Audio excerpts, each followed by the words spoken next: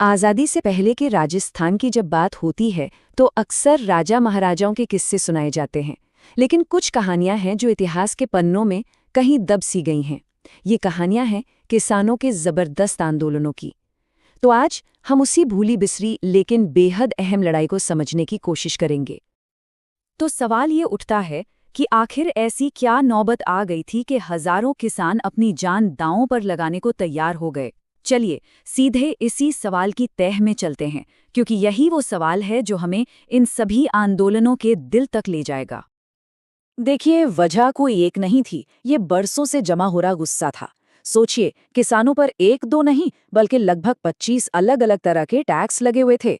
जमीन का लगान इतना ज्यादा था कि फसल का बड़ा हिस्सा उसी में चला जाता। और तो और बेगार प्रथा थी, मतलब जबरदस्ती बिना पैसे के काम करवाना। ऊपर से भ्रष्टाचार और जानवरों को चराने या लड़ाई के नाम पर वसूले जाने वाले अजीब अजीब टैक्स, इन सब ने मिलके किसानों का जीना मुहाल कर दिया था। और यही वो साझा दर्द था जिसने पूरे इलाके में विद्रोह की जमीन तैयार कर दी। तो चलिए अपनी पहली केस स्टडी की ओर बढ़ते हैं। बूंदी। यहाँ का आंदोलन सिर्फ एक लड़ाई नहीं थी, बल्कि एक ऐसा दर्द था जो बाद में एक अमर गीत में ढल गया।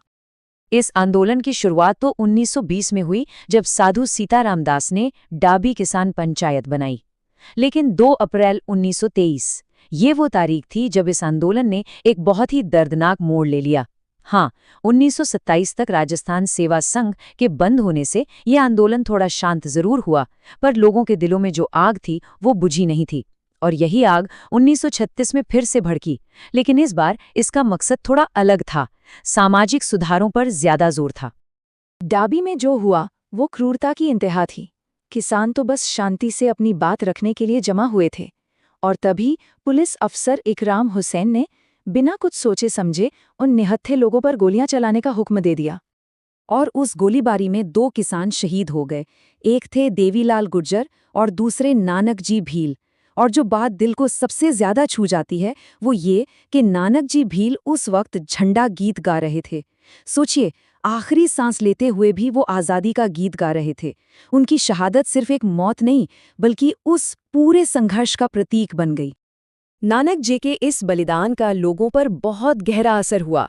उनकी याद हमेशा जिंदा रहे, इसके लिए जाने माने कार्यकर्ता माणिक्यलाल वर्मा ने अर्जी नाम का एक गीत लिखा। ये गीत सिर्फ गीत नहीं था, ये उस आंदोलन की आत्मा की आवाज बन गया। अच्छा, अब बूंदी से चलते हैं अलवर। यहाँ की कहानी थोड़ी और पेचीदा है।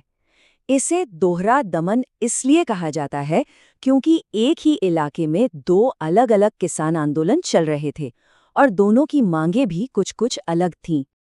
तो अलवर में मामला कुछ ऐसा था। एक तरफ राजपूत किसान थे जो 40% टैक्स बढ़ाने और जंगली सुअरों से होने वाले नुकसान के खिलाफ आवाज उठा रहे थे। तो वहीं दूसरी तरफ मेव किसान थे। उनकी मांगें भी भू राजस्व और सुअरों की समस्या से जुड़ी थीं, लेकिन साथ ही उनकी कुछ सामाजिक मांगें भी थीं, जैसे मुसलमानों के लिए सरकारी नौकरियों में जगह और उर्दू भाषा को बढ़ावा देना। अब जरा इस नंबर को देखिए, 156। ये सिर्फ एक आंकड़ा नहीं है, इसके पीछे एक ऐसी कहानी है जिसे सुनकर रोंगटे खड़े हो जाएं। ये 156 उन किसानों की संख्या है जिन्हें 14 मई 1925 को नीमूचाड़ा में बेरहमी से मार दिया गया था। वो सब एक सभा के लिए इकट्ठा हुए थे और अधिकारी छज्जू सिंह के एक हुक्म ने उस शांतिपूर्ण सभा को एक हत्याकांड में बदल दिया। ये घटना इतनी भयानक थी कि खुद महात्मा गांधी ने इसे अपने अखबार यंग इंडिया में दोहरी डायर शाही का नाम दिया। उन्होंने इसकी तुलना जलियांवाला बाग से भी ज्यादा भयानक बताई। इस एक लेख ने एक स्थानीय विद्रोह को पूरे देश की नज़र में ला दिया। हमारा अगला पड़ाव है शेखावाटी। ये आंदोलन अपने आप में बहुत खास है, क्योंकि इसकी गूंज सिर्फ भारत में नहीं बल्कि हजारों मील दूर, 7 समंदर पार ब्रिटेन तक सुनाई दी थी। ये जानना वाकई में हैरान करने वाला है कि शेखावाटी के किसानों की आवाज़ इतनी बुलंद थी कि इसकी चर्चा लंदन में ब्रिटिश संसद के हाउस ऑफ कॉमन्स तक में हुई। और तो और वहाँ के डेली हेरल्ड जैसे बड़े अखबारों ने भी इस आंदोलन के बारे में खबरें छापीं। और अब ये संख्या देखिए, 10,000। ये आंकड़ा इस आंदोलन की एक और खासियत को दिखाता है, और वो है इसमें महिलाओं की जबरदस्त भागीदारी।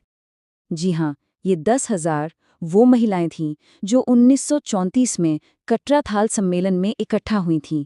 किशोरी देवी जी के नेतृत्व में उन्होंने महिलाओं के साथ हो रहे बुरे बर्ताव के खिलाफ अपनी आवाज़ बुलंद की। उस जमाने में इतनी बड़ी संख्या में महिलाओं का एक साथ आना ये अपने आप में एक क्रांति थी। और महिलाओं की भूमिका बस यही तक सीमित नहीं थी। कुंदन गांव में धापी देवी नाम की एक महिला ने किसानों को ऐसा जगाया, ऐसा प्रेरित किया कि सबने मिलकर टैक्स देने से ही साफ इनकार कर दिया। लेकिन इस इनकार की एक बहुत बड़ी कीमत चुकानी पड़ी। 25 अप्रैल 1935 को हुई गोलीबारी में 4 किसान शहीद हो गए। ये ज़रूरी है कि हम सिर्फ संख्या ना देखें बल्कि उनके नाम याद रखें। चेतराम, टीकूराम, तुलछाराम और आशाराम। ये सिर्फ आंकड़े नहीं हैं, ये उस संघर्ष के वो चेहरे हैं जिन्होंने अपनी जान दे दी। तो बूंदी, अलवर, शेखावाटी, इन अलग अलग आंदोलनों को एक साथ देखने पर हमें क्या पता चलता है? ये सिर्फ जमीन या टैक्स की लड़ाई नहीं थी। ये लड़ाई थी सम्मान की, न्याय की, और इसकी गूंज आज भी सुनाई देती है। तो इन कहानियों से जो सबसे बड़ी बात निकल कर आती है वो ये है कि ये आंदोलन कोई अचानक भड़के दंगे नहीं थे, बल्कि पूरी तरह से सुनियोजित थे। किसानों को भयानक हिंसा का सामना करना पड़ा, लेकिन वो डटे रहे, और इस सब में महिलाओं ने जो नेतृत्व दिखाया वो कमाल का था।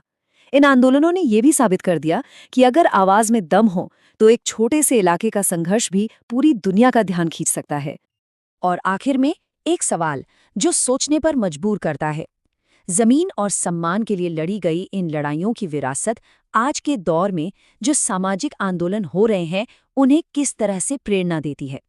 ये एक ऐसी विरासत है जिस पर हम सबको सोचना चाहिए।